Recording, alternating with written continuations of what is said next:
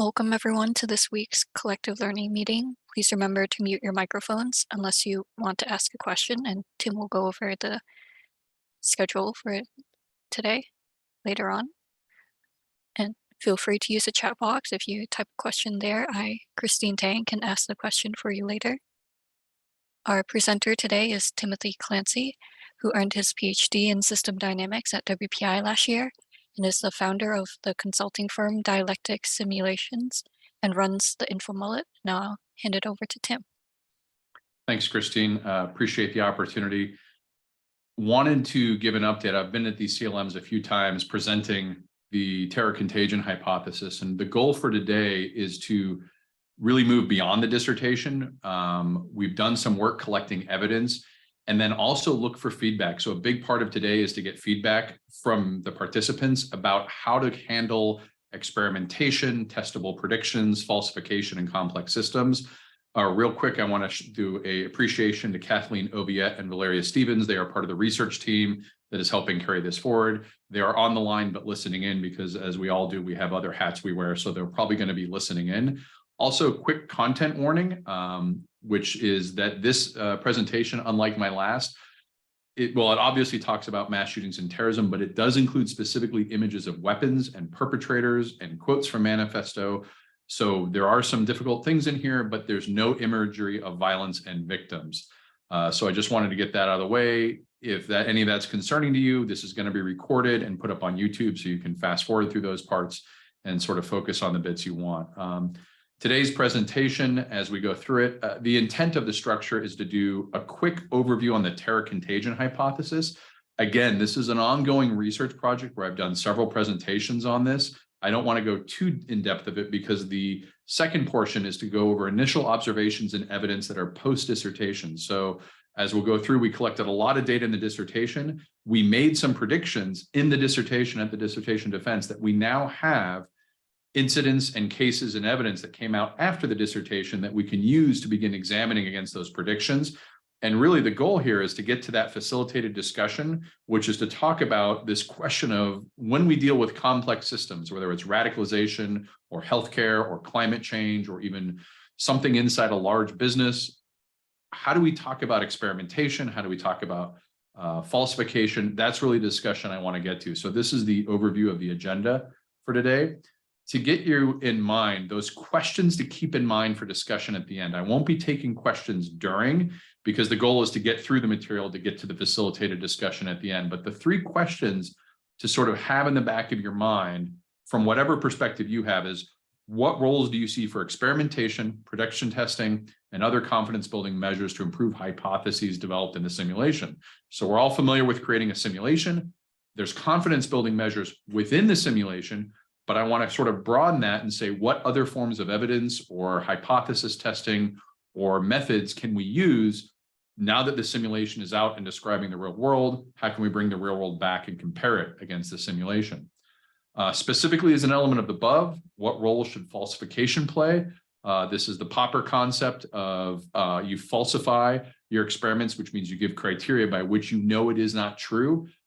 Just to clear the deck, I'm not taking an absolutist thing here that any failure to or any falsification means the entire theory gets thrown out. I sort of take the evolutionary approach that if you can falsify parts of your theory, those theories should probably, they need other explanations or they need to be trimmed down in scope. But this is in complex systems, we know we can never fully validate or invalidate a model, a complex model. So how does falsification play a role? And then finally, given the observations of the contagions made to date, any specific experiments, tests, or other measures to build confidence that you would recommend to accept or reject portions of the terror contagion hypothesis. And so I'm looking to the community, both here that's on the call today, but also on YouTube, throw in comments to sort of spark this discussion. To summarize the research to date, again, my dissertation was on the terror contagion hypothesis. Going through that process, we began by taking 4,600 cases of terrorism in Western Europe and the United States. We sort of winnowed that down to, sort of remove duplicates, things like that. We ended up with 4,600 from 1995 to 2018. So this was our initial data set looking at radicalization and terrorism. That then leads into a causal loop diagram hypothesis that we sort of a dynamic hypothesis. What generates the behaviors, the reference modes, things like that. Again, I'm not going into depth here on that hypothesis, the causal loop. I'll go over it briefly, but that is in the dissertation. These are all chapters 1 through 4. And from that, we then built a simulation of which this is a very small piece of, but it's sort of to say we did go forward and create a sort of exploratory model where we tried to replicate using generic data, terror contagions, and then do initial policy testing, contingency analysis, things like that. All of these are in chapters 1 to 4 of my dissertation, which the link is below. Some of these articles are also under peer review, and a quick shout out to the advisory committee on the dissertation and co-authors, Oleg Pavlov, B.A. Addison, and Khalid Saeed. So this is the background that gets us to today. What we've done to really kind of, if people are not familiar with the terror contagion, it's very similar to a celebrity suicide contagion. So I want to quickly go over this to sort of ground us on what it is, because that makes the evidence give the context to the observations. The Werther effect in celebrity suicide is a well-known, well-studied, it's been around for 30 years, very well documented. The theory is when a celebrity commits suicide, the media spreads the story through cultural scripts. Cultural scripts are sort of an amorphous unit of measure for ideas. They could be news stories, podcasts, memes, graphics, animations, videos, movies, TVs. All these things are elements of cultural script. The idea itself can never be tied to one specific cultural script. It's sort of saying these are all acting together to convey an idea. And in the Werther contagion, the media is announcing the celebrity suicide. They're spreading all this information. And then within a high-risk population that shares self-similarity and prestige bias to that celebrity, they start receiving these. So self-similarity means I see myself, I look like them, I recognize myself in that person. Prestige bias is they're a celebrity, they're famous, I might want to be like them, or they might be wealthy. There's some admiration quality that means I'm now paying more attention to this individual. And these cultural scripts after the suicide, they communicate both an idea and a template method to commit suicide. This is very important for the terror contagion hypothesis and what we're presenting as initial observations. It's not just the Werther effect spreads the idea of suicide. It spreads a very specific modus operandi that then people copy, even to the point of using very similar methods, staging the environment in the same way. And we're going to show evidence that this in the terror contagion, that we really are being very specific when we say the template method gets copied down to details. And the replication of suicidal attempts occurs over a 2-week period before fading. So again, this is the Werther contagion, which is a form of social contagion when a celebrity commits suicide. And we'll go over now the terror contagion hypothesis. Again, very briefly, just to ground everyone, this is the consolidated hypothesis that we ended up with after the research that we did in the dissertation. If you want to read the whole thing, it's under peer review, or you can go to my dissertation. But this simple feedback structure sort of crystallizes the elements of a terror contagion hypothesis. It begins with a template ideology and template method of terrorism being spread by these cultural scripts. So you think of the media, and not just like formal media, like cable news channel or newspapers, but also informal media, social media, forums, groups. All of these folks are spreading elements of template ideology and template method, and it gets spread widely across the entire population. The key here is self-similarity, notoriety, and coherence. Within these templates has to be some sort of marker that says, who is this person? What is the grievance? And that way someone can receive it and say, I am similar to them. They share a grievance I share. They are upset at the same things. They're mad at the same things. They may have the same race or age or other situations. That's self-similarity. Notoriety is the infamy. It's the inverse of celebrity. It's that you're famous for something despicable, abhorrent, but you've got that notoriety. And coherence. We're going to get into this more detail, but these 3 elements determine how well received these cultural scripts are. If the message is confused and garbled, it's not very coherent, it's hard to receive. When these are received, they are basically, it reaches the entire population, but there is a certain high-risk population that has a shared perceived grievance. They may have moral outrage, and there are other factors that sort of create what we call the high-risk population. We go into this in more detail in the research, but think of these as individuals already primed to be radicalized on violent messaging. And they've got this, they see themselves, they see that self-similarity. And this is a very small population. We're not saying this is everyone who posts an angry Facebook post or message. It's a very specific set of criteria that constitute the high-risk population. They receive these cultural scripts, and rather than just reading it and commenting it, they begin to internalize and act upon it in a radicalization way. This activates a predatory adaptation. So most mammals, including humans, has one of these adaptations for violence called predatory or instrumental violence. This is the kind of violence that there's one kind of violence that's effective. It's instantaneous. The bear comes into your cave, you're threatened in a street fight. Those are very spontaneous. They're very high emotion. They're very energy intensive. They're short-lived, adrenaline pumps. Predatory violence is the adaptation for hunting. This is a cognitively disciplined approach to a threat or perceived need for violence. You plan, it's endurance-based, it's long-term, it's committed. So it's a very different kind of violence than effective. And the predatory violence adaptation can get triggered by these cultural scripts, which then begin the process of conducting actual predatory mass violence. Now, the key here is what they're conducting is not just, I go out and kill a bunch of people. The hypothesis says they're taking those cultural scripts that said, here's the method of doing this. And they are copying that method, just like in a celebrity suicide contagion. They are copying the selection of the target, the reconnaissance, how you acquire the weapons, how you acquire the gear, what you wear, how you mark, how you communicate. These things are being copied, which gives us markers to begin to investigate this very specifically, rather than just saying, oh, this is a shooting or a terrorist event. We now can look for those markers and copies from past contagions. The mass violence creates a new round of cultural media scripts that then get spread by the media. Depends on media reach. So one of the things that we put in there is you have to have sufficient media reach to a connected population that sort of can receive this, and within whom is a high-risk population upon which these cultural scripts will begin this process, and then it repeats. So the contagion repeats. And sort of to summarize, the difference between Werther contagion and a celebrity suicide is only the first incident gains media attention because it's a celebrity. Classic cases, Kurt Cobain of Nirvana, Robin Williams, a comedian. That first individual has a celebrity.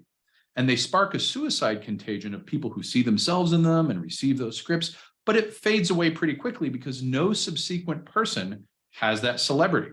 They're just, everyday folks. We may not hear about it. We may not know about it.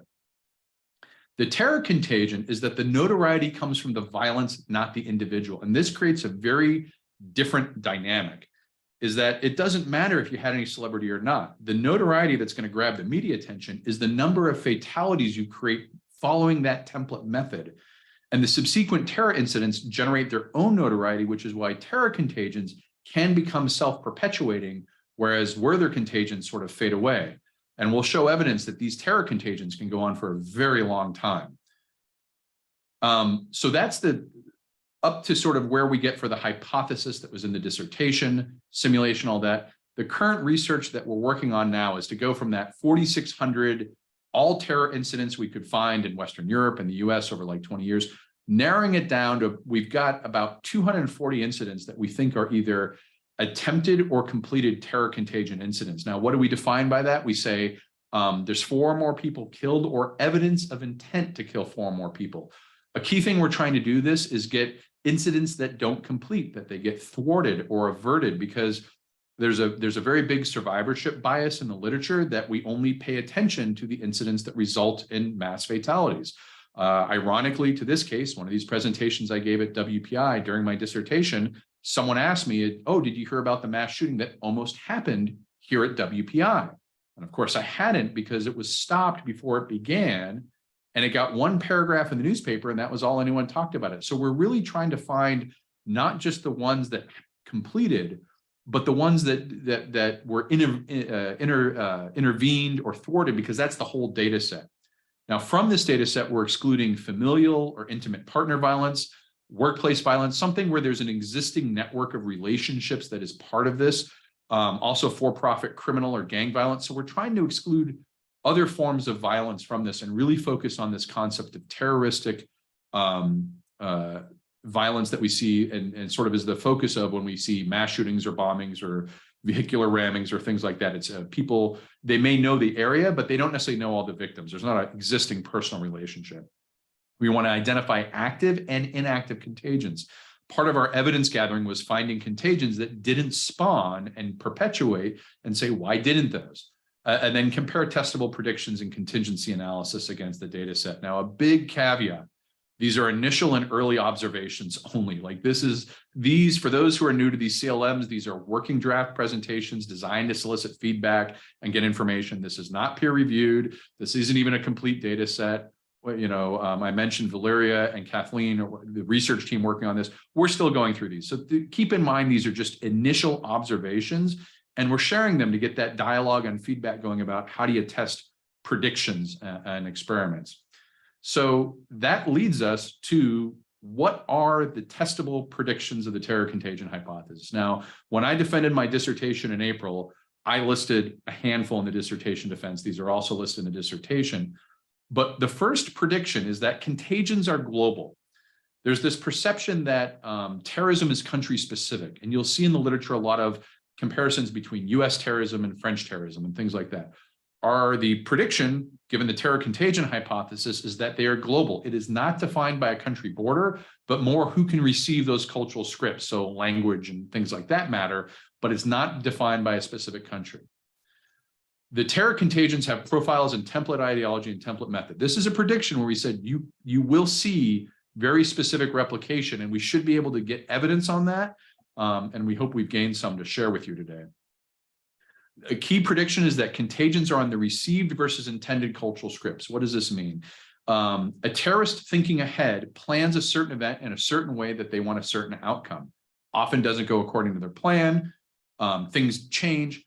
What we're proposing is that the terror contagions are based on the received cultural scripts from the media, not from the intentions of the terrorists themselves.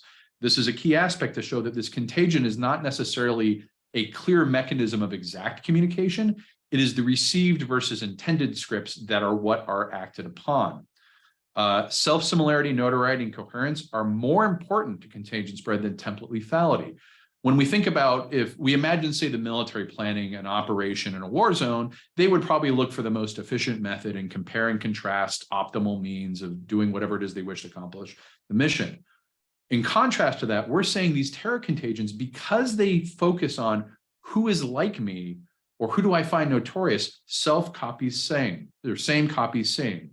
They're not looking out and finding the most lethal incidents and trying to do that. They're saying who is like me, who shares my grievance, what did they do, and copying that.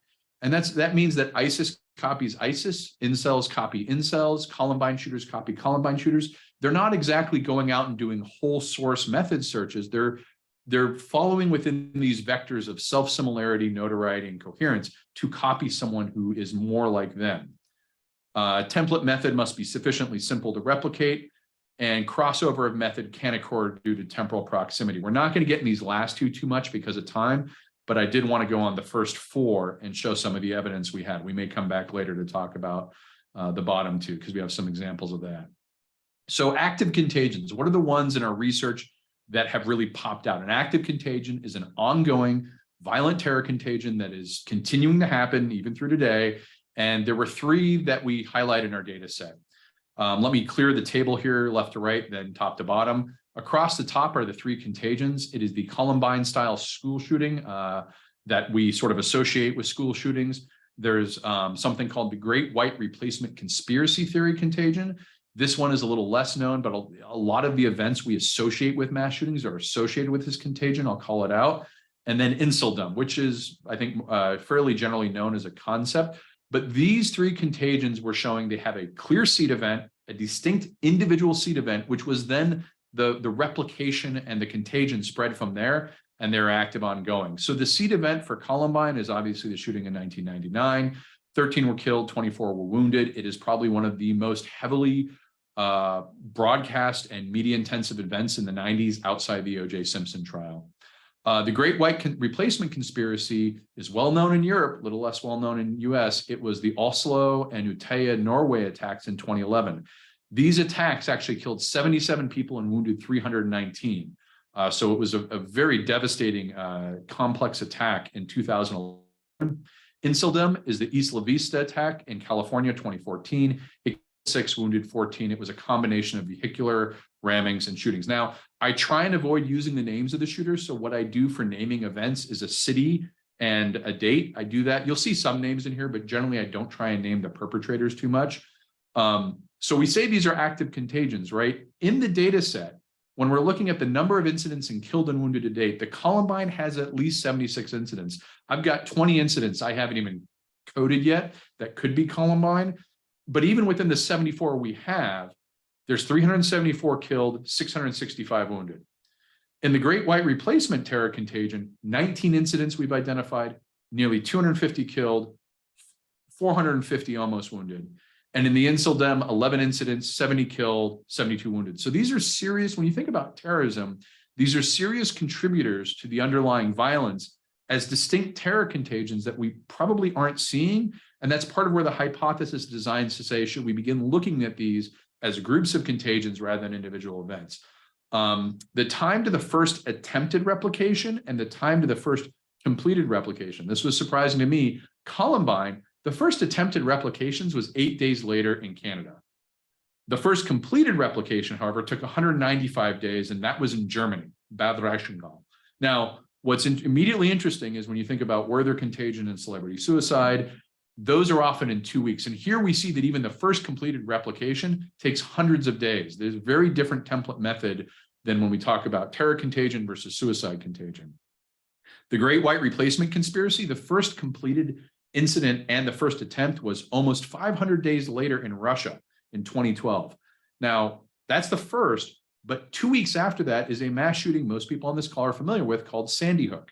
Happened in Newton, Connecticut in the US. And that, not generally known, was in part, you go into the literature, he was looking at this attack in Norway and trying to replicate or exceed those casualties. In Inceldem, it took nearly 500 days until Roseburg, Oregon, for the which was also known as the Umpqua Community College. That was the next completed. So these can take a long time before the next completed incident occurs. And the latest contagion incident, these are all ongoing. Now, I mentioned the dissertation was in April 22.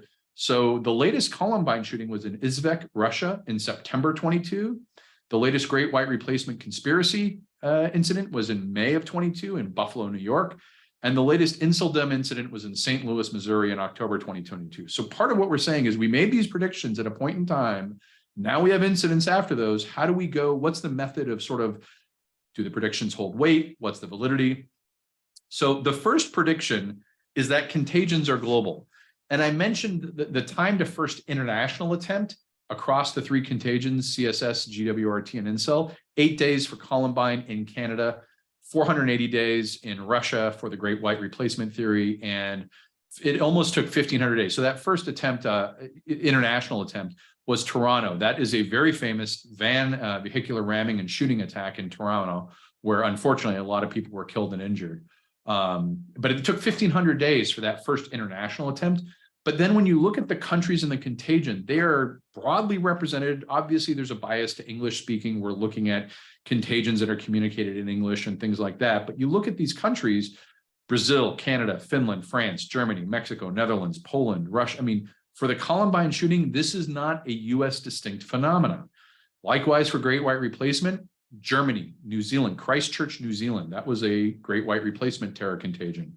Norway again, there were 2 incidents in Norway, Russia, Sweden, the US. Inceldem has been a little bit more narrowly defined so far, but it's also a newer contagion. It's only been twice in Canada, once in the UK, and then some in the 8 in the US.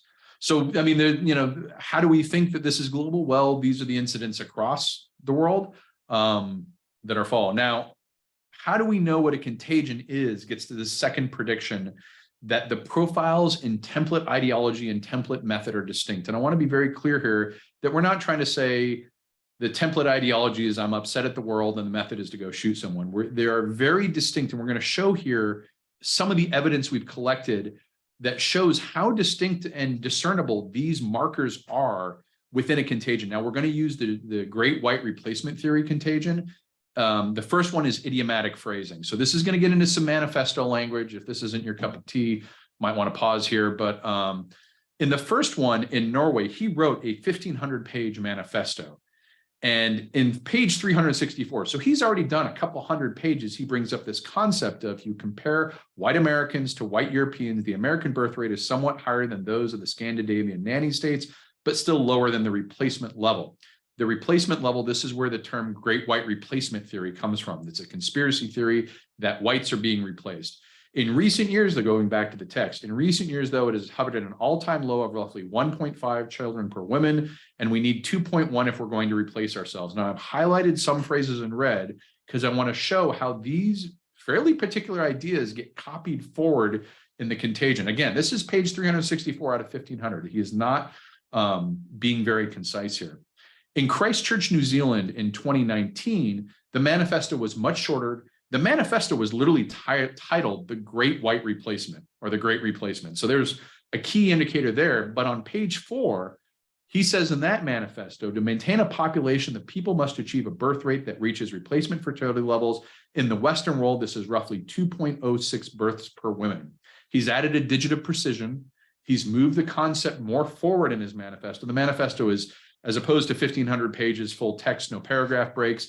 This is formatted for consumption. There's a lot of white space. There's a lot of spacing to make it easy on the eyes to read. And he brings this up very early. So that's Christchurch in 2019.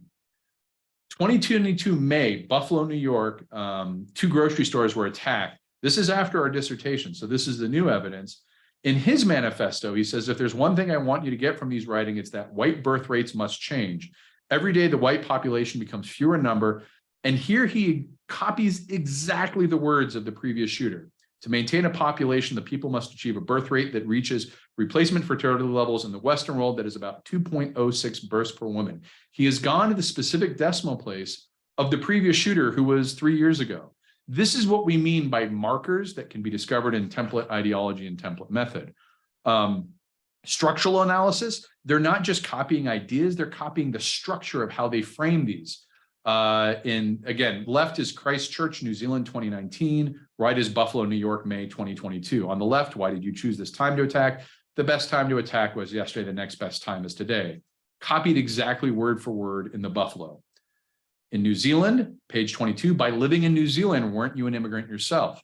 In the Buffalo, he keeps the same structure, but changes it to United States, by living in the United States. So he's copying the structure.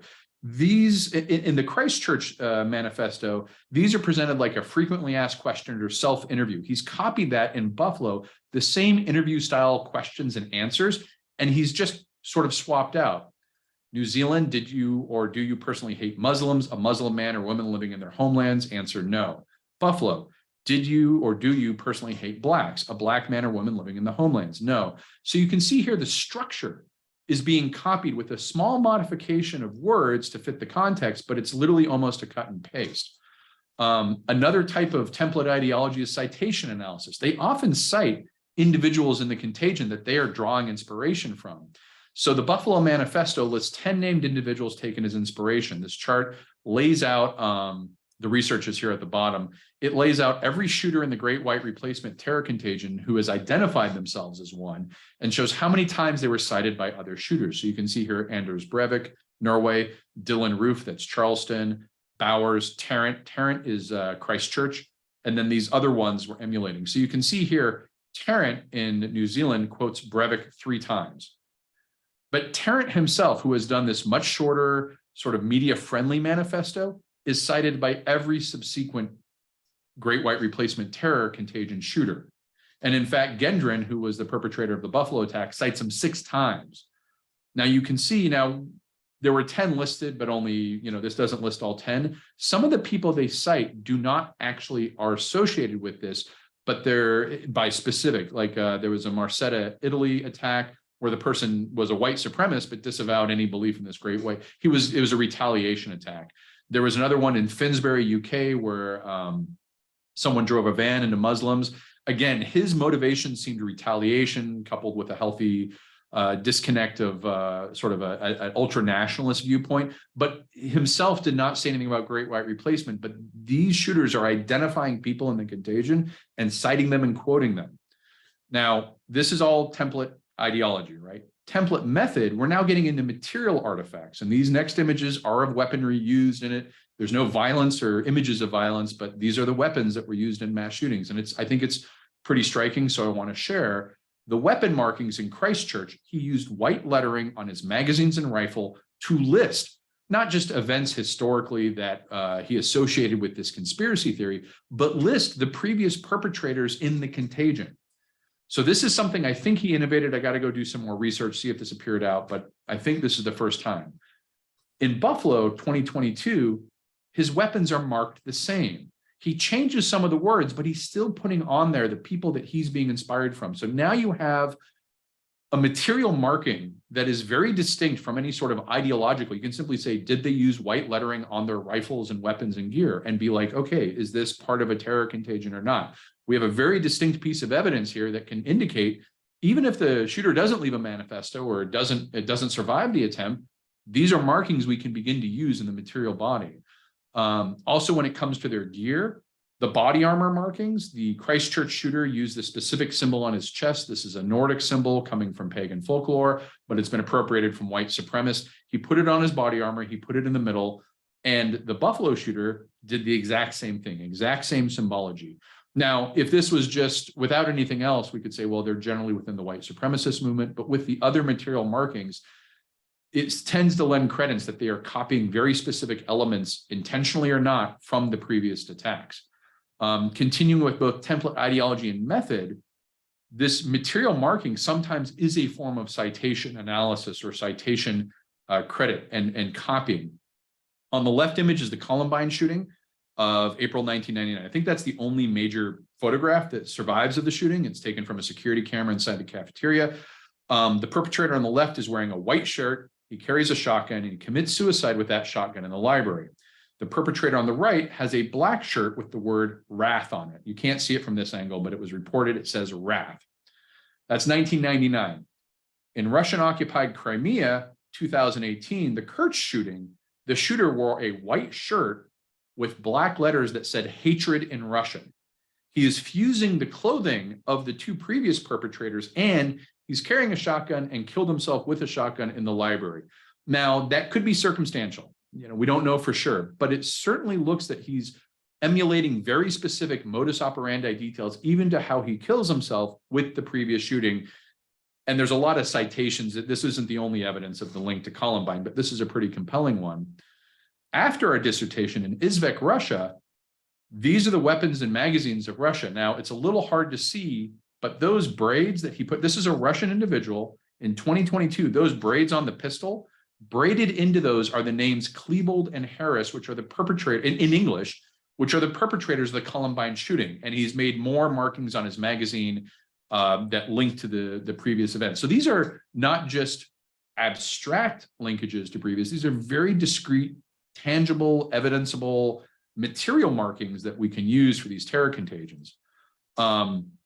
Looking at clothing emulation and influence of music videos, Columbine 1990, actual footage, a little grainy. It's on the left there. That's all we think we have. On the right, actual footage. Now, in between these two was a very slickly produced, I don't know why they did it, but it's a very slickly produced, high quality music video, sort of idolizing the shooters.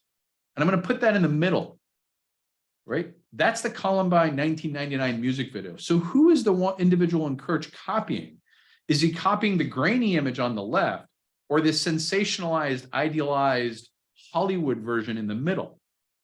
Another example of contagions forming on received versus the actual intended. What does the media broadcast? When it comes to Columbine, what we receive from the media broadcast is that the self-similarity profile of the perpetrators, they were bullied, they were isolated and lonely, they wore a trench coat, they were goths, listened to, Gothic music, they were outsiders, but they weren't Nazis, right? So if your self-similarity profile is you're a loner or an outcast, you're going to see these individuals and say, yeah, that's like me. That's what I want to emulate. The reality, of course, is that they tended to bully others. They had normal social connections for their age. They only wore trench coats for the first few minutes to conceal the weapons. They didn't listen to Marilyn Manson. And although they weren't outsiders, they actually idolized Nazis. I mean, so there's like this received versus reality. What's being copied is the received cultural scripts from the media. The template method, everything we know that you ask anyone about Columbine or school shootings, are going to say, well, you walk around the school and you shoot it up. That's the received template method. The planned method of the Columbine shooters is they actually planned to plant bombs in the cafeteria and parking lot to kill hundreds. They were going to shoot and stab survivors. They never intended to do a mass shooting. That was improvised when the bombs failed to go off. But what we received from the media was mass shooting. It's the received scripts that have been replicated. Self-similarity, notoriety, and are more important to contagion spread than template lethality. Comparing two contagions here, Columbine and Virginia Tech. Self-similarity of Columbine, they're American-born teenagers, 17 and 18-year-old white man. In Virginia Tech, Asian-American immigrant, 23-year-old male. So you can begin to think, what is the population within which to replicate this self-similarity? On the right, Asian-American immigrant is a much smaller population than white teenage male.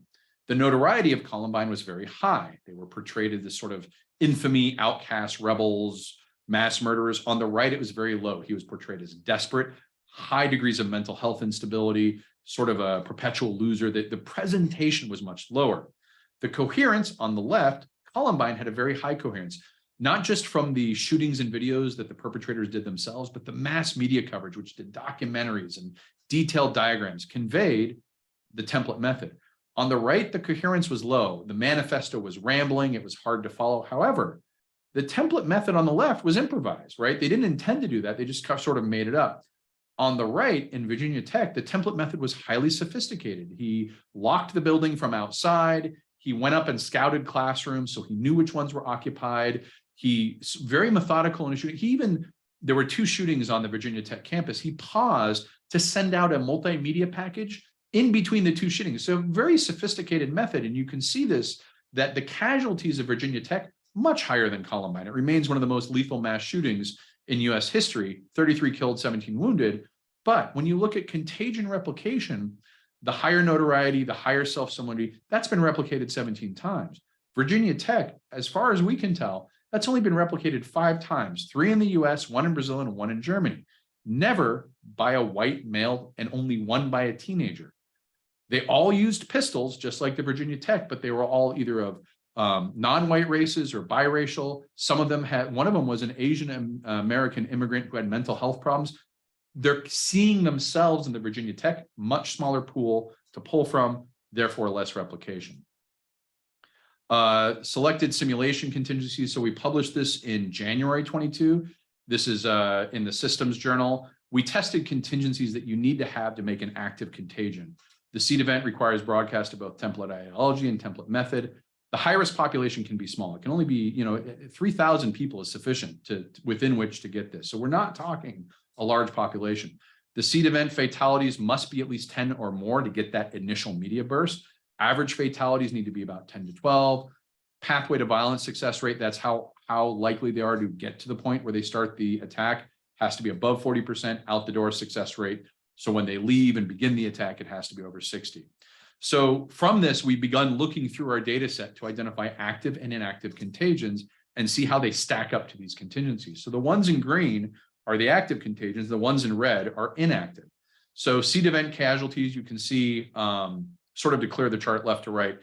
On the top are those contingency factors, how many seed event casualties, how many suspected incidents in the contagion, and then sort of an arbitrary selection right now. We're hoping to get more numerical. How high or low is the self-similarity, notoriety, and coherence, and how clearly broadcast was the template ideology and template method. So we've talked about Columbine, Great White Replacement, and Insuldom. They're all active contagions. They all have high levels of these things in clear grievance and ideology and clear method. Virginia Tech, low self-similarity, low notoriety, low coherence. So even though they killed many, wasn't replicated. The GOP baseball shooting, right? In that case, you could say it's a high self-similarity, someone who is upset at conservative politics, is acting out, but low notoriety, low coherence. He didn't have any template. And also, by pure contingency, when he attacked, there were armed security guards on the field, and those 6 were wounded. No one was killed except him. So the contingency of that shooting being interrupted, he never got the mass casualties. Same with the Family Research Council attack. The shooter came in intending to kill a lot of people, but was wrestled by a security guard at the door. That resulted in 1 wounding, but no further deaths. And again, even though his self-similarity and grievance, FRC was being perceived as being homophobic or anti-gay, and the shooter was responding to that. He says, "I don't like people who aren't, who are against gays," things like that. But low coherence, low notoriety. Not really. He didn't have a method. When the FBI asked him why he did it, he says, "I don't like people who attack gays." It was a very, there wasn't a sophisticated template to copy. Las Vegas attack 2017, the most lethal attack in the US in history, 60 killed, 487 wounded. Self-similarity is medium. He's a little bit older. He's a gambler. He's kind of a loner. There's not a high self-similarity, but there's a lot of older white men in that name rate. Notoriety high. I mean, he killed a lot of people. It was a very, the dramatic footage came out. It was sort of designed to create this effect, but low coherence. He wiped his computers. He left no manifesto, no templates. We don't even know really for sure what his entire motivation was. So there's no broadcast template ideology. And even though later reporting made this template method very clear, it's very hard to replicate. He spent millions of dollars, flew around the country, scouting out locations, picking different avenues, rented a presidential suite in a hotel that had this huge, it's not something that's going to be easy to replicate. And then the Boogaloo movement, we kind of were debating how to include this. It's technically not even a contagion because there's no one event where it's clear that anyone intended to kill more than 4 people. There is an assassination attempt that happened in California during the Black Lives Matter protests. The Boogaloo folks went in to exploit those protests, and they killed a federal agent outside a courthouse and then ambushed a sheriff. But neither of those situations was there any obvious evidence they were intending to kill more than the people they targeted. There has been 12 incidents, and these were things like people trying to exacerbate the protest, turn them into riots, or start an acceleration against the government. Again, none had fatalities and none were very clear. So this is kind of one of those edge cases. Is it really a contagion? We're trying to be carefully scoped, or is this more something else that needs to go in a different bucket? Final piece before we get to the discussion. We have now run historical versus simulated. So we have the data to take that simulation we built in the dissertation, give it real world information, and see how it performs. The Great White, the actual total incidents, failed incidents, completed subsequent. You can see the actual historical model, 19 incidents, 3 failed, 15. The numbers, this is because 19 includes the seed event, and the subsequent, there were 3 failed subsequent and 15 completed subsequent. Total casual fatalities, 247. When we simulated it, we got 32 incidents, 14 of which were failed, 18 completed, fatalities 268. Now, when we say we simulated this, we didn't, all we put into the model, so we have a moderate size, several hundred equation model, all we put into it was the seed event of Norway, 77 fatalities on the 7th month of the first year, so severity and time. We put in the out the door success rate or completion rate based on the evidence, 84%. And then we use the actual fatalities of the what is in evidence to sort of say the range of fatalities is a mean of 9, minimum of 0, max of 51, and a standard deviation of 13.4. Then we simulated it to get these numbers, but also show in a timeline, how do these stack up over time versus the actual? So this chart shows on the bottom in the red is the actual seed event and the historical record. So the large event, that's Norway. As you go across here, this is Moscow, Russia, and Sandy Hook. You go over further, there's Charleston in there, and you get this cluster, which is the 2018, 2019, Poway, California, Pittsburgh Synagogue, Hanau, Eatery in German, Christchurch in New Zealand, El Paso in the US. These are all part of the contagion. It's a cluster. Now, our simulation starts with the same seed event. Nothing is forced here. We're not giving it a specific time delay that says match this. So it's sort of falling naturally here. And obviously we have more incidents than they do, but we have these interesting pause and replication in that there's a pause of 4 and then 4, and then there's a cluster. Now it's not exact. It's, at best close. And it may be, some of these incidents may just be not reported. They're not in the news record, so we can't find them. It could also be entirely wrong. These are initial observations, so take it from there. So this is the evidence we've collected, and I want to now turn it over to more of a facilitated discussion. I can stay after the hour, but really get back to these questions I brought up at the beginning. What roles do you see for experimentation, prediction testing, like looking at the data we're collecting? How do you frame this into prediction testing? How do you frame this into hypothesis, confidence building, not just in this traditional system dynamics way, but other ideas or thoughts? How does falsification play a role in complex systems? And any advice you have. So I'm going to pause here. We're going to open up the discussion. I'll let Christine facilitate it first, and then we can have a roundabout and sort of focus on these topics. Christine?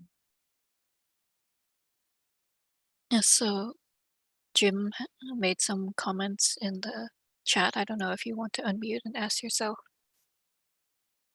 I don't know that they're responsive though to what Jim just asked for. Can you hear me? Yes, I can. Go ahead. Okay.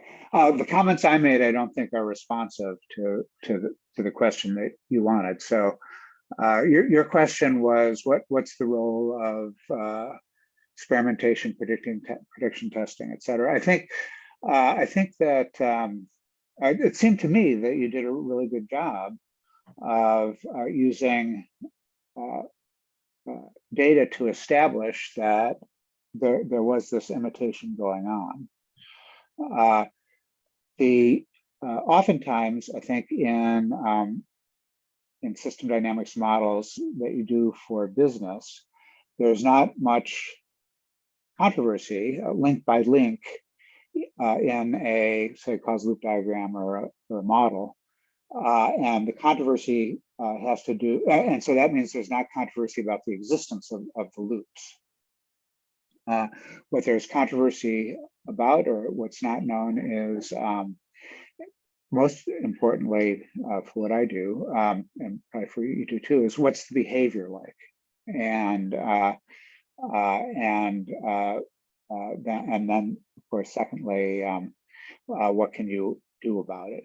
So in terms of what you're doing, isn't it that so in a social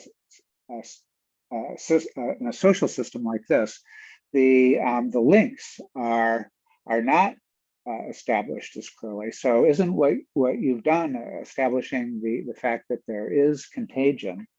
I think that seems like the most important thing, and then it would be evidence link by link, I think, and the role of having a model predict what's happening in this case is, and in many cases is not very important unless what you want to do is predict.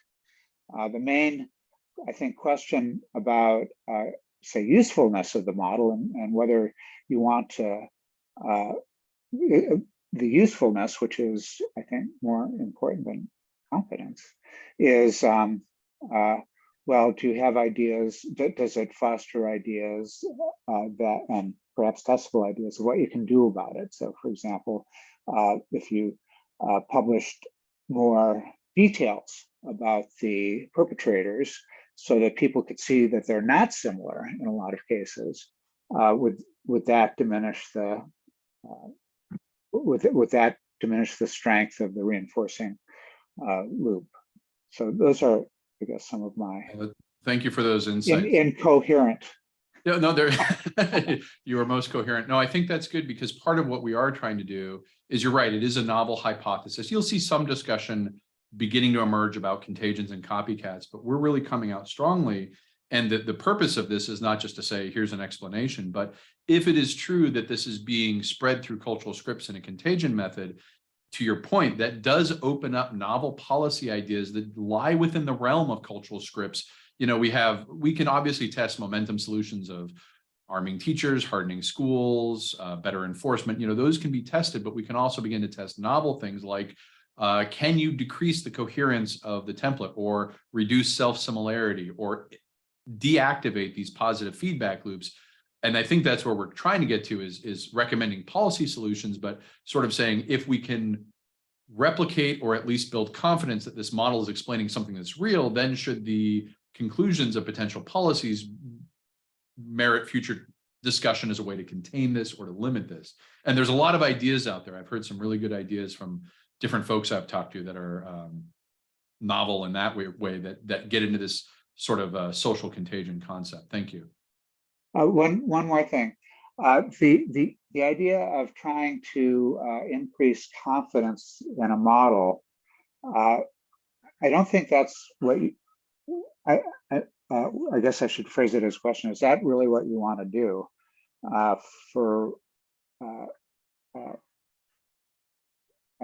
Yes, I think maybe, but the use of prediction for that is going to be very hard because, as you know, I mean, all models are false. Your models are going to be very false because you're talking about worldwide events that are happening in different cultures with different laws, different opportunities, different information flows. So, no, that's definitely true. We call them forecasts and scenarios rather than predictions, in so much as I think the predictions are more of, if a contagion exists, this is what you might see, versus a prediction of this is going to happen on June 7th, 2025 in this location, is to really get away from exact point predictions and more to the behavior of the system forecasts. Yeah. No, other questions, Christine? Good. Thank you, Jim. There are no more questions in the chat, and this is a friendly atmosphere, so people are welcome to unmute and ask questions.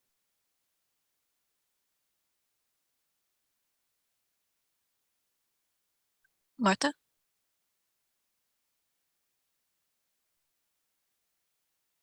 I guess this is really a conceptual question more than anything, but Jim mentioning, and I'm sure we're all aware of the huge spectrum of uncertainty that this behavior manifests. Would there be any place for considering a strategy comparable actually to the En-ROADS model, where the model may be built more for comparing scenarios as opposed to or in addition to perhaps forecasting with the temptation to predict, that there could be a comparative policies, a blend of policies type of framework for discussion, given the, I just don't see how the level of uncertainty for this type of very pinpoint multi-center type of behavior is ever going to be less predictable or sorry, less uncertain, I mean, and perhaps more moderate strategies such as that adopted by the En-ROADS model, which has been designed, as I say, for, you know, scenarios comparison and blended strategies, outcomes. So that would be the theory there is, if I'm reading back to you, is use the model in the simulation to say, here are a variety of scenarios of potential future behavior. Here's where policies might be introduced, and see how that future behavior may change. Not to say in this specific contagion, this specific thing will have a specific result, but more comparison across scenarios. Well, and perhaps on a more highly aggregated level, perhaps there is something. I mean, there a huge advantage to something like the En-ROADS model being as highly aggregated and undetailed as possible. Is that perhaps there are patterns at a very highly aggregated level. We have it's important, I think, to include that there is very highly very low transmission time now between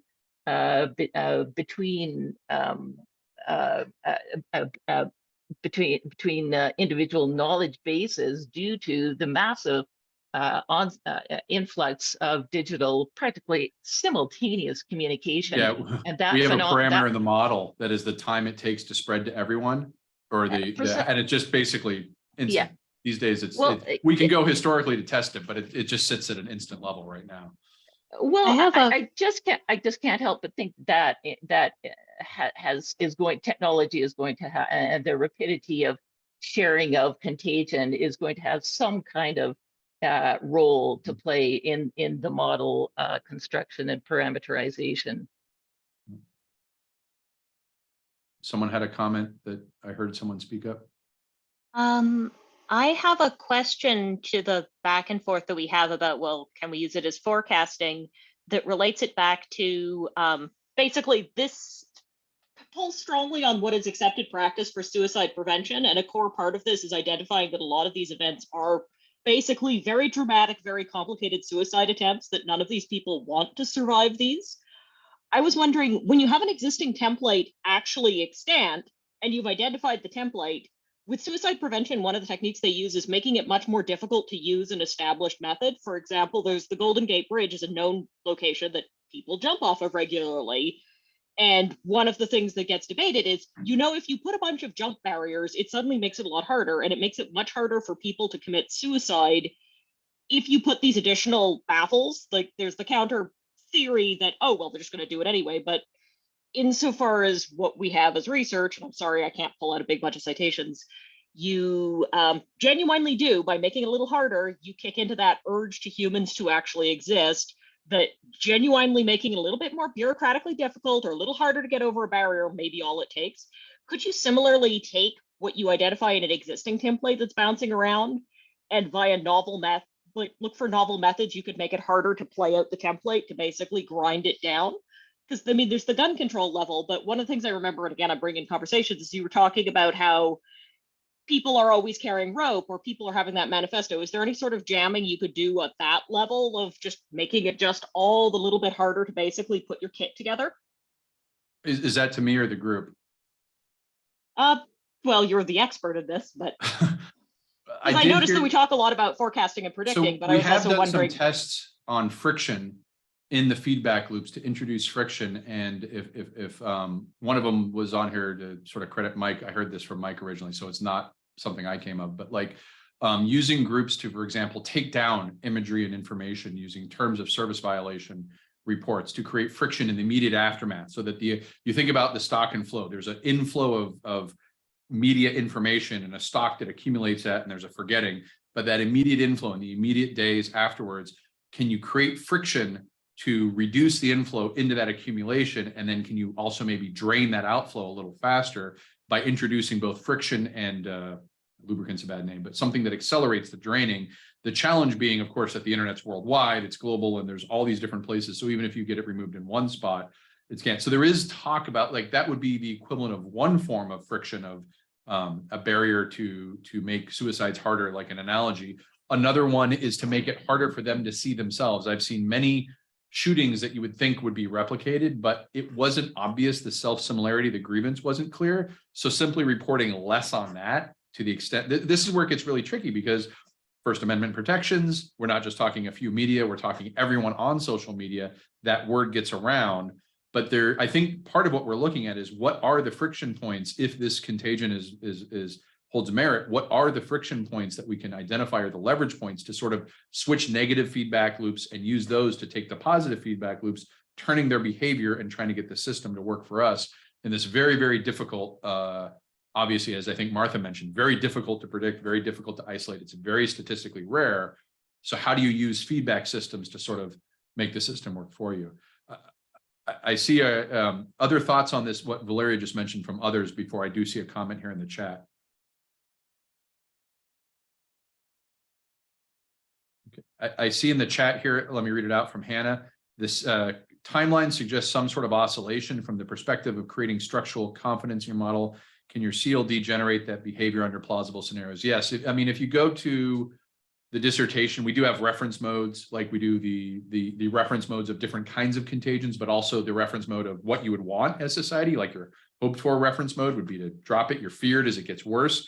The causal loop, the large causal loop diagram. So what you saw in the presentation is a, let me go back here real quick. Is this sharing here, PowerPoint? So the actual causal loop, this one down here, this is the actual causal loop diagram, and it contains obviously a lot of ability to manifest different oscillations as those different loops with different time delays. We condense that to the hypothesis to a single, this single causal loop is more of a consolidation to say, this is the hypothesis in isolation. It does have the ability to generate a little bit of an oscillation in that you have this reduction of the high-risk population after predatory mass violence, both in a very tangible way that the perpetrator is dead or captured, but also the revulsion factor can sometimes drain the high-risk population. It's fairly simplified, but that is just one negative and one positive. The actual hypothesis in chapter 2 is a much larger, sort of richer radicalization structure within which there's lots of negative and positive feedback loops, first order, second order, third order, with time delays that can generate the kinds of oscillations. And there's some, when we talk about friction and speeding, we're talking about speeding up loops or slowing down loops, using systems theory to approach this problem and see, can you slow down the negative loop, the second order negative loop that controls the positive loop to smooth out the oscillation and hopefully restore it to equilibrium. Some of those discussions are happy, but then the question is, well, what does that mean? What's the practical policy implementation of that look like? Not just abstracted, but what could you do to cause that sort of feedback loop switching? And that's where we're hoping to move forward to, while building confidence, because this hypothesis is very novel. One reason I go back to predictions and confidence is we get a lot of pushback that says, there's an existing body of research that says we should think of these as just mass shootings, or we should think of these as US versus French. So we are, at least in certain circles, sort of trying to move forward. And part of that is bringing evidence and challenging ourselves.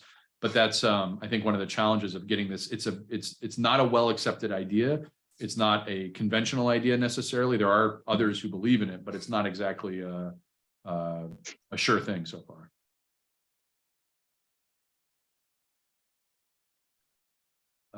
Martha, go ahead, Martha. Well, and to build on what you're saying about acceptance of capacity, or even entertaining notions of predicting something, I really think that we're very harsh on ourselves in denying any ability to know something about prediction in system dynamics, in the sense that we use to define the word prediction an ability to predict that an event is going to occur at a specific time. An event is going to occur at a specific time in the future, and this specific event. And I think if we were to loosen our, perhaps be more like systems thinkers and be able to talk about probability of a spontaneous event, because life is just probabilities at its core, it's all stochastic, and maybe entertain the notion of, well, an event occurring, the likelihood of it occurring within a spectrum, a time spectrum, to release it from this idea of, bang, this is going to happen at this time. No, we'll never be able to do that. Never. Yeah. That's life, thank goodness. But with I think you understand what I'm saying. Yeah. Jim, and I think there's great validity or value in doing that. As a veterinarian who watched for decades changes in host infectious disease agents relationships, 20 years before COVID happened, I was not able to predict that COVID was going to develop. But as I saw trends evolving with climate change in other species, and the frequency of infectious vector-borne diseases and zoonotic diseases trending, no, it's a spontaneous event. It's a probability-driven event that COVID will happen. But boy, when I made that link, climate change is associated with spread of infectious disease and zoonotic diseases present occurring in humanity and reverse back from humanity back into wildlife reservoirs. No, I couldn't say when something was happening, but I felt for a long time it was very, very high on the radar that something was going to happen at some time. And I think there's value to that. Like, that's prescience. That's part of who we are, the ability to proact, that entertains an ability to proact and mitigate, as opposed to, we gotta wait for this, and boom, what happens? We react and we do all these things. We make great models, and but I think that's part of problem prevention, if you will, is taking off this constraint of time specificity and put a spectrum on it. Jim, I see you. Do you have a reaction? Yeah, thanks, Martha. That was very interesting. Speaking from your experience and life there. I actually would like to turn a little back to the falsification. And you probably have done this already, but if not, would it be useful to see the range of parameters? What you'd like to show is that the dynamics, the fundamental dynamic of growth in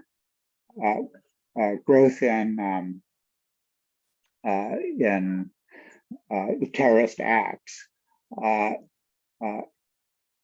exists, even given the uncertainty in the parameters, that you can pick any parameter. Basically, what you'd like to show in terms of falsification is that pick any parameter set that's reasonable, and you still get that behavior pattern. On the other hand, if there are parameter sets that will not do it, that will, instead of making it go like that, it makes it go like that. First of all, it's useful for a dynamic understanding of how to control the dynamics. But more than that, you've shown that, well, no, this as a general hypothesis doesn't necessarily work, and it's just it's only this parameter region in which it works. Other than that, it's not, you're not going to get that contagion effect, and we can falsify in that sense this whole region of parameter space. And you've done that to a certain extent, I know, with your data, that if you don't have coherence and this and this and this, you won't get repeat incidents. But there may be, using your actual constants and lookup functions in the model, there may be more opportunity for that, to falsify it, to really find out a parameter set that does not work. Yeah, so the sort of take it as a contingency, sort of identify the parameters, say the range of contingency these parameters can operate under plausible, and then say from this spot to this spot, it does happen, but over to the right or to the left, it doesn't happen. And this is why. How would you, if we do that in the simulation, like that's a synthetic experiment, how would we then tie that perhaps to the real world data? Would we then say, here's a data set and here are incidents that exist in this to the left of that parameter contingency, and they didn't result? Would that link synthetic sort of simulation experiments of contingency with real world data, for lack of a better word? How would you tie those together? Well, I don't view it as synthetic at all. I would view that as trying to understand the dynamics. And so what you can do with a model, so for an example, I was doing a project for Congress, and we had a beautiful hypothesis for why government guarantee programs causes the underlying asset to increase. We had a number of hypotheses. We modeled one, and we discovered that no matter what parameters you chose for it, it just could never produce an exponential growth. And so that was falsification without having I see what you're saying. Find data. It's just the hypothesis itself was false. So let me don't worry about it. Let me give you an example from the research and tell me if that's what you're doing. One of the questions that is often is, does the time it take on the pathway to violence, that's from sort of when they get radicalized to when they commit the attack, does it matter? And this is often debated. Is it months? Is it days? Is it weeks? When we did that one in specific, we found it didn't matter how long it was, as long as the completion rate at the end of that was at a certain level. So if you could successfully replicate the attack in a day, it didn't matter whether it took you a day or a year. What mattered was the success rate of the method itself, and therefore the time distance between radicalization, how long it took, irrelevant. Would that be an example of falsification where we then exclude pathway to violence duration as saying this isn't part of it? Yes, and yes, it is. That would be. And conversely, you could say that that in terms of falsifying a hypothesis, that if the completion rate is such and such, the underlying hypothesis, meaning that the theory, the causal loop theory, right, doesn't work. And so that's falsified in that sense. You're falsifying the hypothesis. Interesting. And that's giving it that spin of falsification. The same information can be used as you were doing it to emphasize that, all this, and this is what Jay Forrester would often do, is saying, all this effort being spent on the inter-arrival time doesn't matter. Forget Right. that. Right. Yeah, I think we're getting, so this is good. So we can falsify things that never matter and falsify elements that they don't matter unless they're under specific areas. Yeah. Okay. That's good. So the more general view, and again, we're over the time, so this is just bonus time, and Christine, I'll defer to you, but I'm fine continuing. If people feel free to drop off, but this is just a discussion at this point. What are folks' views on the utility of falsification? Because when I do this in a lot of environments, there's a lot of people are like, it's not a real theory unless it can be falsified, experimented, and validated. That runs smack dab in a complex system where you can't ever fully validate or falsify the truthness or falsity of a system. You can always find, so the challenge here is, what's the general view, I guess, to open to the room of falsification in general? Is it something worth pursuing and adding, not as the end all be all, but as an incremental, element that sort of, hey, this is something we did and it's important, or you don't do it at all, you sort of shun it? Go ahead, Martha. I think it's terribly important, because I think that that is starting to entertain the concept of conditions, what conditions are necessary,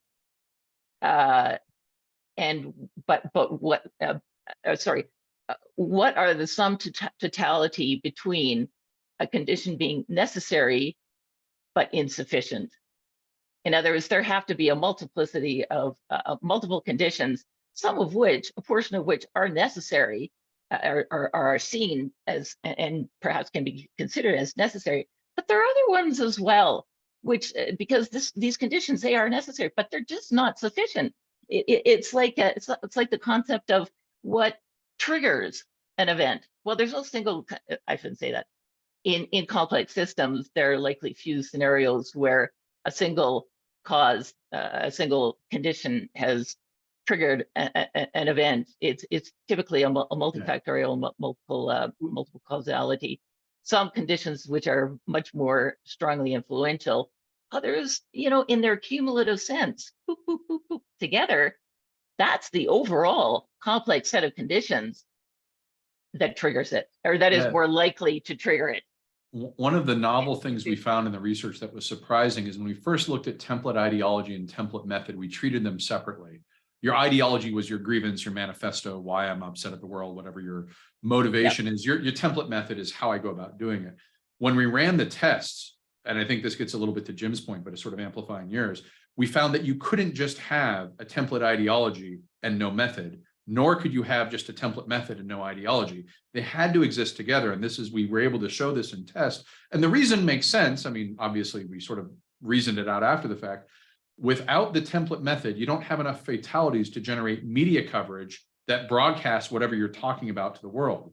But when the media broadcasts this, what are they saying? And that's where the template ideology is necessary to attract a certain grievance, a certain self-similarity. You're sort of, and this is why we think cases like Las Vegas aren't going to replicate, because huge attention and a very lethal template, but not something anyone can grab onto necessarily and say, I understand their grievance and I don't like that group either, and I'm going to get them. Whereas even it's a much smaller, if there's a clear ideology, but enough template method to, and it's sort of like to sustain it over time, the template method sort of has this probability function. It has to get on enough population to find enough people to get radicalized who can attempt it and succeed enough of the time to periodically restore. We use that viral reservoir. You mentioned the viral reservoir in COVID. We said every time the media does this, it fills a viral reservoir that's out there, and that drains in a forgetting function over time. It's very slow because the internet is the internet and everything lasts forever. But the viral reservoir can reinfect from that as someone goes out. And we have Columbine shooters that were born after the Columbine event and don't even you look at some of the Russian shooters, they were born after Columbine, they're different language, very different culture, but yet they found themselves or something they latched onto into that. And I think, so this gets into that concept of sufficient, just because it's necessary, it also has to be sufficient. So that's a good point. I want to open up to any others who have more chats. Again, Christine, or how are we doing on time? This is your, like, I don't want to take too much of your time here, but I appreciate you hosting this. Yes, no problem. We're 16 minutes past the hour. I'm sorry. I didn't mention that to others before if you have another meeting, but I have nothing after this. So Other any questions in general, even aside from experimentation, falsification, and this sort of, stuff, academic stuff, any questions in general? We'll open up the floor to any questions whatsoever about this, and then call it good after that, I think. So I have a very simple question. go ahead. Oh, no, you go, go, Jim. No. Go, Martha. Sorry. I didn't see your hand. No, really, mine is very trivial. Tim, are you going to the conference in Chicago this year? Yes, I am. I'm booked. I look forward to shaking your hand. Well, this is actually, we're going to have, Valeria, Kathleen, and I have been working on, we're submitting a paper to the conference, which is this data set and some of these things for the conference. And then we also will have the work we did at the Marine Corps on the war game simulations for conflict zones, hoping to submit that and do a poster on that. So hopefully be at the conference with two things to share. Great. Great way to open forum plug, just help me plug it. Yeah. Go ahead, Jim. In fact, I'll be interested in talking to you again also at the conference. And Martha, I'd love to chat at the conference as well. And Christine, you'll be there, right? Yeah, but I hope other people will be too. But here's I follow directions, Martha. So other questions. You mentioned that the core group, the group of the at-risk population does not have to be, it can be as small as a few hundred, but 3,000 people is enough, you said. And so I was wondering whether you think that population growth, so it doesn't seem like there was this level, lots of things were different 50 years ago or 60 years ago, but one thing is there was lower population and in the United States and elsewhere. And does that have is that a factor on the frequency with which we get these these not the imitation so much, but the different threads, so, different series of imitations? Sort of a multi-part answer to first.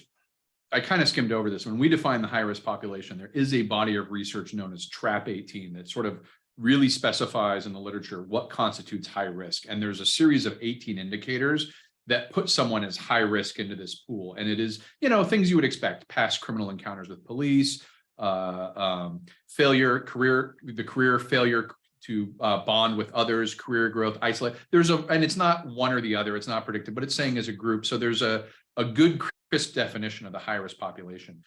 The trick is that's only been used retrospectively. It's only been applied to people after they do something. So there's a big question of how large these populations are. And that's one of the questions we want to research eventually is how big is a high-risk population that has self-similarity to this or the other? Now, what feeds into those indicators, those 18 indicators, are a lot of things that can be exacerbated by population growth. Reliance on online communities is one of those indicators. Obviously, that's a recent phenomenon. Stymied career path, maybe as inequality spreads and there are difficulties with that. These things, and that's why in the hypothesis, you see the social, cultural factors come in there. However, one of the things we think that this is more of a recent phenomenon is that if you think about the spread, Martha mentioned that today the spread is instant, right? You can get to anywhere.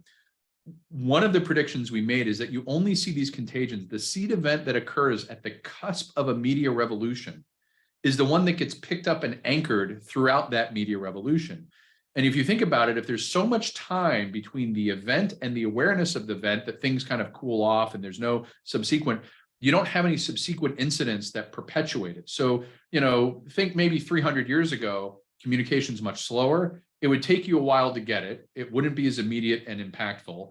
even if you immediately replicated, it would take time for other people to hear about it. And that timeline between replicated events sort of drains the pool of those cultural scripts. Specific though, Columbine, and this is not definitive, this is something we want to look at. Columbine happened right as the internet became popularized. There's actually 7 mass shootings at schools prior to Columbine in the 90s, but they were as the adoption rate of the internet was increasing, and none of them had more than 10 fatalities. I don't think any of them had more than 5 fatalities. So in some way, there were predecessor events leading up as this adoption of the internet happens. And when the adoption of the internet, and I say adoption for us old folks, where 9600 baud was a great thing, and you could get CNN if you waited 2 minutes for the page to download. But that level of adoption was high enough that when that story went viral, it went viral in every sense of the word. Then the next one we studied, the Great White Replacement and Insulin, it happens 2011 to 2014. This corresponds not with the early adopters of Facebook and social media, but with the mass globalization of social media, where you think about when did Facebook get its first billion people? It's during this time frame where it's moved off the college campuses and now everyone's signing up. It's no longer cool for the cool kids. These events happen within this media revolution. And this is just an idea. Like we need to study this more. If we had a third wave like TikTok, maybe there will be a TikTok. I'm hoping there's not, but there may be as we get into video now, you have different media revolutions could create the opportunities for different contagions to spawn and then get replicated on that medium in ways that weren't available in the past. So maybe we did. And obviously the final thing is, there's obvious evidence that it's both increasing and the lethality is increasing. If our hypothesis is right, every time someone copies a contagion, it's not for the first time. They're learning from the accumulated knowledge of those who came before it. And I think there's pretty good evidence of this. Like in the Norway shooting, he spends hundreds of pages describing how to get weapons, how to hide this from your family, how to avoid authorities, where to get funding. Like he's in excruciating detail. And these manifestos now serve to replicate those processes, whether intentionally or not. Isla Vista, the Insuldom attack, that replicated a grievance and an outrage, but within it was a method you could learn from. And you see people learn from, and I think if you plot a progress curve, when we were doing counter IED research in Afghanistan, you could plot a progress curve on IEDs and see that the insurgents were learning how to get better at planting IEDs and making them more lethal. I think the same effect is happening here with shootings, but again, that's very initial me thinking out loud than it is something I can show you data and prove. But it wouldn't surprise me, given the level of instructions that you're literally providing an accumulation, like Sandy Hook. You have all these events that he studied. You can go into his writings, the shooter, and see where he's mocking certain people for not being as effective, right? That they didn't kill as many as they should have, and sort of saying, I'm going to pick the best methods, and examining this within the context of his personal grievance and what he's pulling from. So I think a couple things going on. One, social factors that contribute to this might be rising, not necessarily just population, but social factors can coordinate with that. Two, the specific media things that makes this faster spread and the contagion more likely to reach distant areas so that you have enough people it reaches who can do this. And then third, there may be a progress curve where they are learning from past shooters. I see a hand from Valeria. Real quick question, Jim, did that answer yours, or did I just ramble?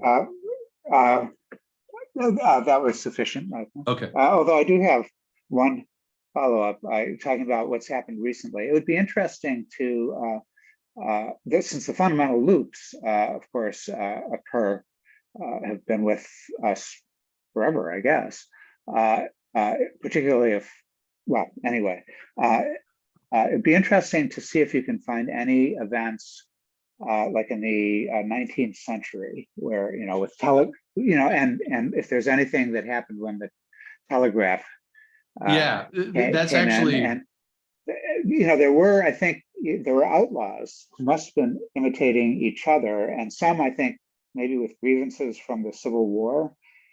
That's something that we want to look into, is because we do have that time factor in our model, even though it's sent to instant now, we could set that to months or years for transmission. And I'll get to Valeria right after this. But yes, we do in all my simulations. I'm a history major undergrad, so I love going back in history and saying, can we find evidence this under plausible conditions to show that it did happen before or didn't happen before. And so that is something we'd like to do eventually. Valeria, you had a question or comment?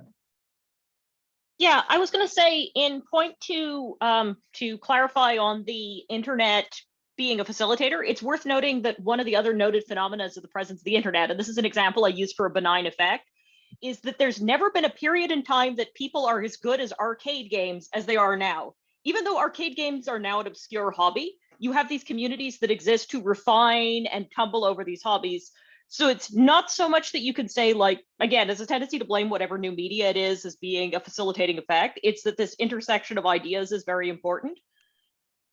No, I'm just that makes emphasizing that because it's very easy to let the conversation and narrative be like, again, oh no, this new media factor is causing the problem. Rather, we've gotten a lot more efficient at transmitting ideas. And the reason why people are better at arcade games, despite less people actually playing them overall, is because you can fine tune and measure and pore over all this data.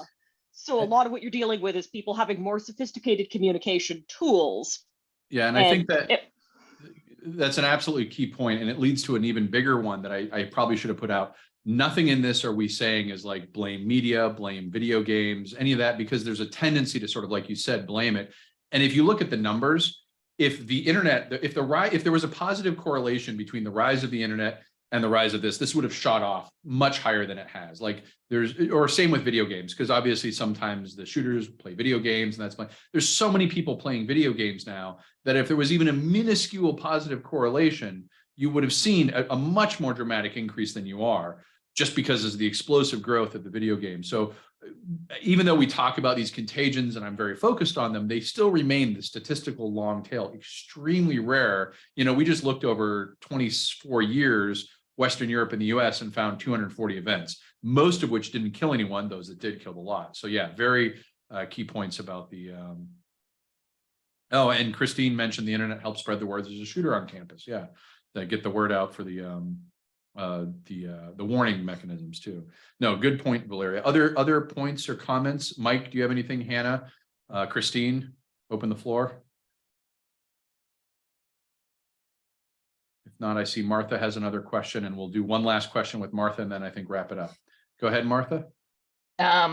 Just to close out on your comment of if this were entirely correlated to growth of the internet, we should see a vast, a great shoot up in frequency. I think that may harken back to the necessary but insufficient criteria or conceptual approach to this. It could be that the internet is not one of the, or maybe it's sufficient but not necessary. Sorry, it's necessary but maybe it's insufficient. So it's Right. not enough to trigger. It's not the, it sort of confirms the necessary but or supports the necessary but insufficient sort of conceptual approach to this. I think just to you're wrap not up, going to see it direct. yeah, and I think Sorry. to that point of necessary and sufficient, we did do a test that's published in the January 22 systems where we said necessary and sufficient. You know, the historical case in which this debate came up is Swarm versus Fisherman, which is looking at largely takfiri, that is radical Islam terrorism, Al-Qaeda, ISIS, those sorts of things, and saying, are they bottom-up individuals just radicalizing themselves? Are they top-down? We sort of took a step back and said, no, this is a system, and the manifestation of swarm or fishermen depends on the contingencies of that system you're in. And to your point, we were able to show that if you had a small population, like say Muslim men in the UK or in the US or Western Europe, that's small relative to the overall, your population itself without outside assistance, like a radical non-state actor feeding cultural scripts in, it wasn't sufficient to spawn the contagion. You needed an outside actor to basically intentionally broadcast these things in. And we have this hole in the big CLD. We have governed space and ungoverned space. But you flip that now and look at a population like white extremism, white supremacy in the US. We don't need any out. We have more than enough domestic pool there to sort of, or misogyny for incildom, or sort of narcissistic aggressiveness for Columbine, whatever you want to say. Those we have, you know, sufficient populations internally. We don't need outside external actors. So we did a test that was able to sort of show that this entire debate of swarm versus fishermen may have been, they're looking at the same system, but they're not recognizing that they're looking at a particular population that by its very nature is small in the areas they're looking. So for it to successfully have this contagion effect needs an outside actor, which is the debate between fishermen and swarm. If they looked at it again and said, let's look at insuldom or Columbine style shootings, you wouldn't need a non-state actor in a foreign state, far away, because there's more than enough white 17 to 18 teenage males that have those criteria, which and then you start narrowing with the indicators until you get to a very small group that says these are the ones already primed for radicalization. So yeah, we that's in the article, but I think it's a good point of the things that are necessary aren't always sufficient on their own. I want to wrap it up here and appreciate the feedback of Jim, Valeria, Hannah, Martha, all the participants on there. Turn it back to you, Christine, to close it out.